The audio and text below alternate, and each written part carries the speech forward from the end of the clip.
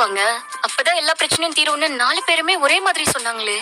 ஆமா ஆமா, இப்ப என்ன? ஹை கைஸ், என்னோட துணை டுடே ப்ரோமோ. இப்போ வந்து அங்கே நிலா, சோழன், சேலன் எல்லாருமே வந்து நம்ம போயிட்டு பரிகாரம் பண்ணலான்ட்டு சொல்லிட்டு எல்லாமே வந்து பரிகாரத்துக்கு போகிறாங்க. போன உடனே சோழன் இருந்தது, இது எனக்கு சரிப்பட்டு வராது, எப்படி 4 பேரும் ஒரே மாதிரி பேசுவாங்க, ஆனால் வா நான் அதே நினச்சிட்டு இருக்காத, நம்ம போயிட்டு பரிகாரம் செய்யலான்ட்டு சொல்லிட்டு எல்லாருமே வந்து குடும்பத்தோட வந்து குலதெய்வ கோயிலுக்கு போகிறாங்க. போன உடனே இப்போ இருந்துட்டு தாத்தா ரொம்ப ஃபீல் பண்ணிட்டு இருக்காங்க. அங்கே நிலா வராங்க.